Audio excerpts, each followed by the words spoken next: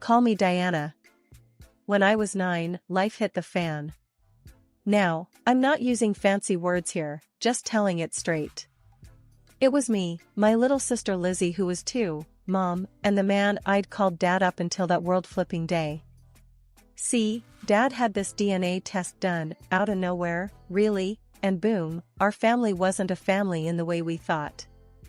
Dad walked in, papers in hand, face all kinds of twisted up with, I dunno, anger, shock, sadness.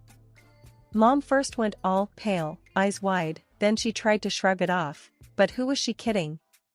When she saw Dad wasn't buying her act, she crumbled like a house of cards, tears and all, spilling the beans about not knowing who my real dad was. And about still being in the picture with Lizzie's dad. That's how the dominoes fell. Dad split from Mom, but he didn't slam the door on us. He wasn't heartless.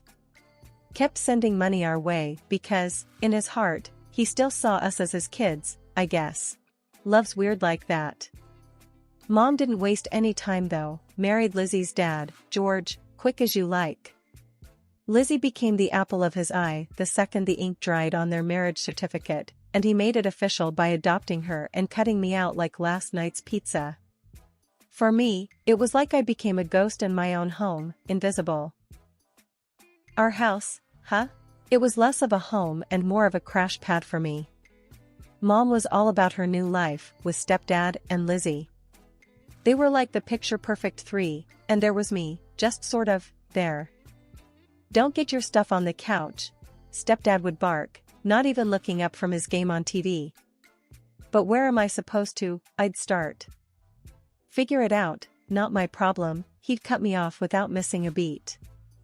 Mom would be in the kitchen, cooing over Lizzie or giggling with stepdad, acting like my voice was lost in some other dimension. Me and Lizzie? Well, we were on different planets.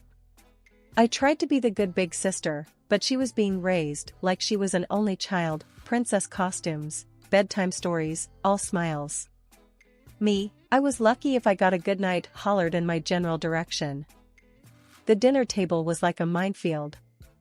I'd sit quiet, try to make myself smaller, while they chatted about their days, about everything and nothing.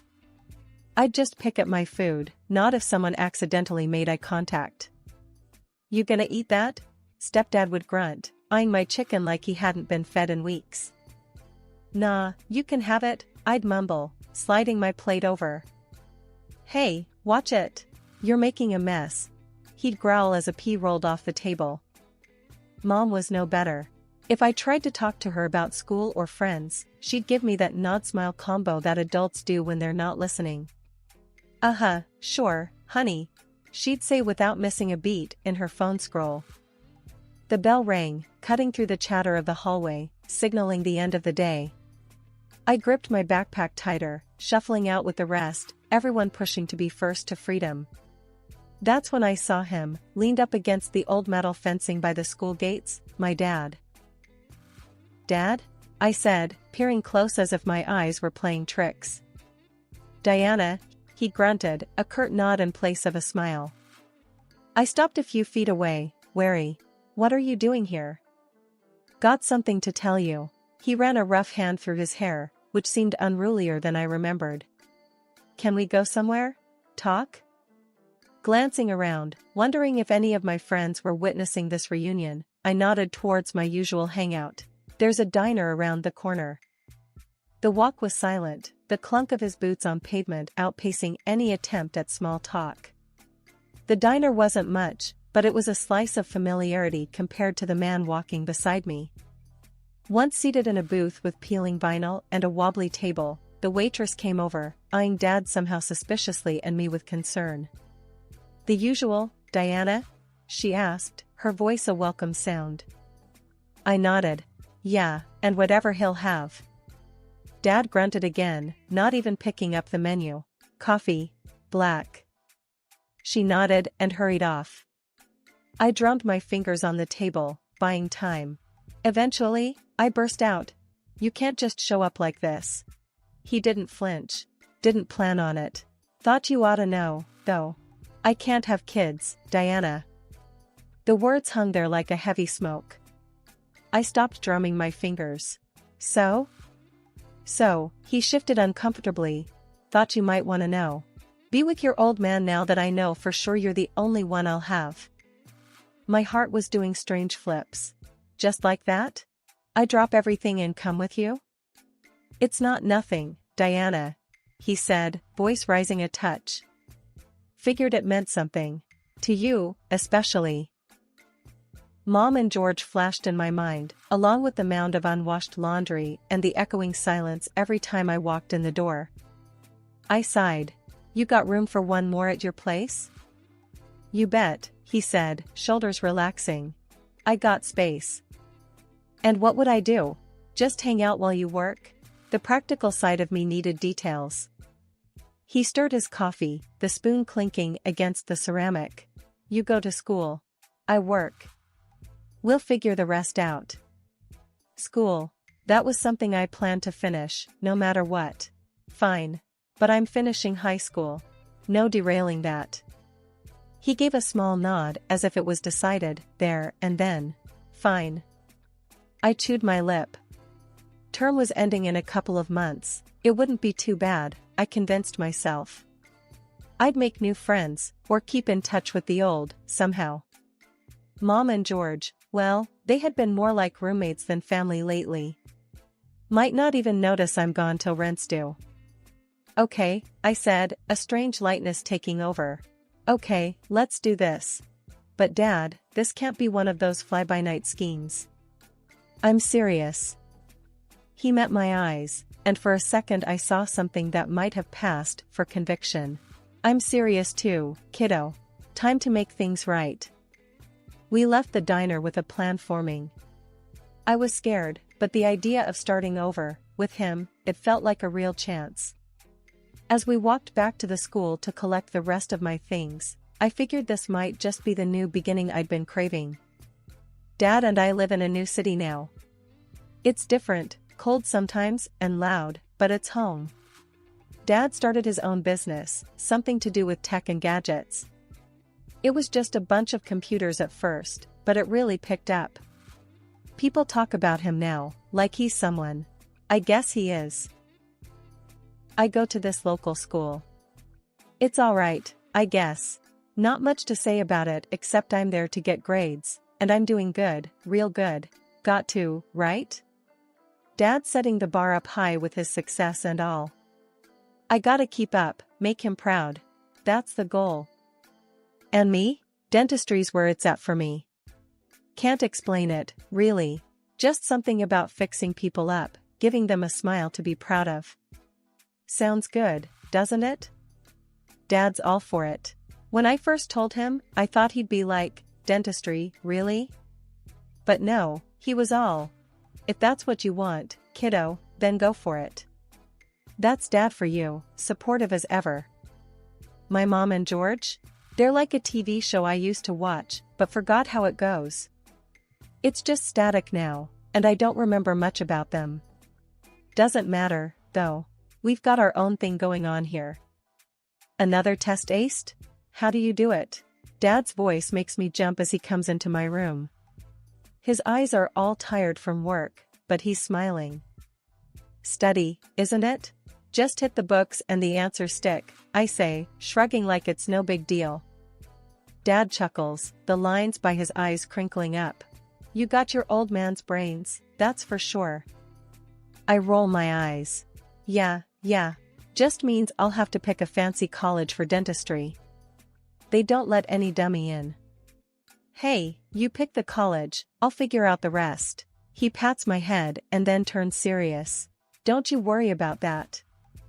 The thing is, I don't worry. Not about this. Dad's good for his word, always has been. There's this cool thing I've been doing, volunteering at a local dentist's office. Sounds boring, but trust me, it's not. On Tuesdays and Thursdays, I'm there, watching, learning, sometimes handing them tools like I know what I'm doing. It feels right, like I belong. I don't go out much, not a party person. I've got Emma and Zach at school, and that's plenty. Emma's all about basketball, while Zach's into his music. They're cool, even if we don't hang out much outside of school. So, when you gonna invite us over? Emma bumps my shoulder as we're walking out of class. I wanna see if your dad's place looks as techy as you say. I shrug. Dunno, we're pretty busy most of the time. But yeah, maybe. Zach's grinning, his headphones around his neck. Busy studying teeth, huh?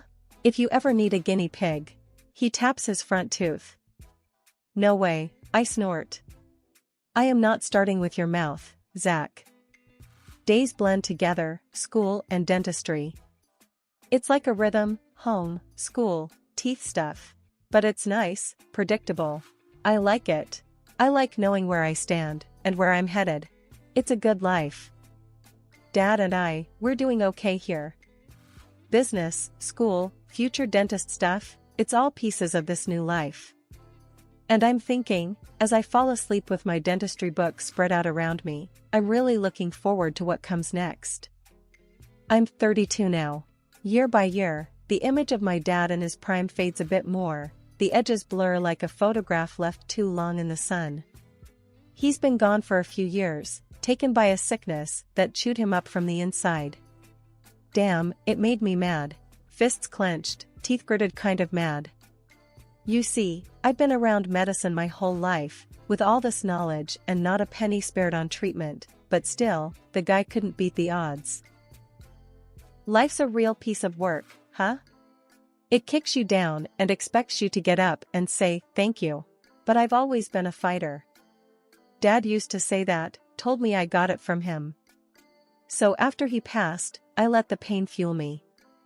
Ran my own race, and now, here I am, doctor at a dental clinic with my name on the door.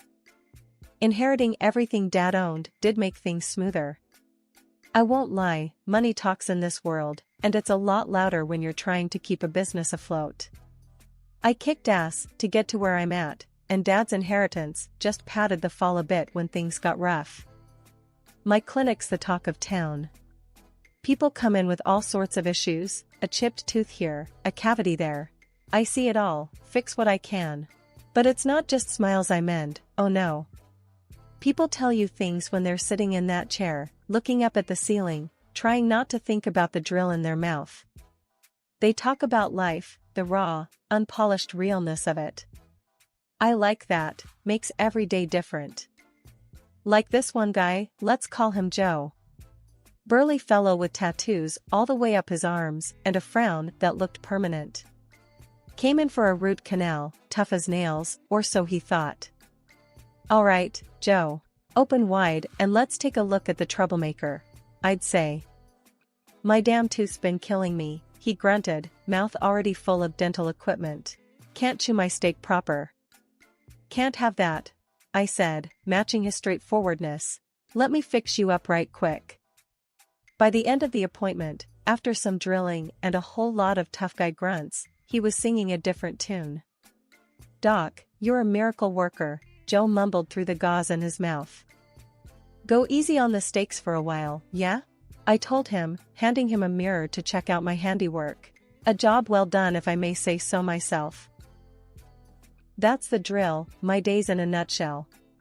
But it's not just teeth, it's the people behind them that keep the job interesting. So yeah, life goes on. I miss Dad every damn day, but I reckon he'd be proud. Proud that his little girl didn't just crumble. I look forward and push on. That's what you have to do. No use dwelling on the what-ifs and the whys. You deal with what's in front of you, one day, one tooth, one heartache at a time. The sun was setting when I heard the knock. I wasn't expecting anyone, let alone Mom and Lizzie. Their sudden appearance felt like a gust of wind before a storm. You got a nice place here, said Lizzie, as she pushed past me like she owned the place. Her eyes were hungry, taking in every detail of my living room. Hi, honey, Mom said, less bold but with a look that told me she had something on her mind. We were just in the neighborhood. I doubted that. They lived in another city. What brings you here? I asked, even though I had a nagging suspicion. We need to talk, Diana. Lizzie cut in, plopping down on my sofa with no invitation. I'm planning to go to college. I raised an eyebrow. That's good to hear, Lizzie. But why do I feel like there's a but coming up? She didn't hesitate. But I need money, sis. I want to get into college, do something with my life. That struck a chord. I used to be in those shoes, staring up a mountain that felt impossible to climb. Look, I want to help, I said. But money isn't something you should take lightly. Mom chimed in. Your sister's trying to do something with her life. You could make it easier for her. I felt the walls closing in. This felt wrong, just handing over cash without knowing if it would actually go to pay for college. But then again, this was family. How much do you need? I asked, already regretting the question. Lizzie's grimace turned into a grin. Not much. 25 grand should cover the first couple years. I nearly choked.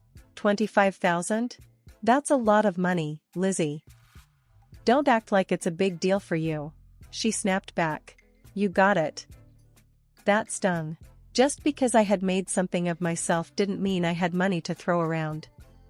But looking at Lizzie, I saw the shadows of my own past. Uncertain. Scared. I sighed. I'll give you the money, but on one condition. I send it directly to the college when you enroll. Lizzie squirmed. I haven't picked a place yet. Just need the money, I'll handle the rest. Her eyes dodging mine.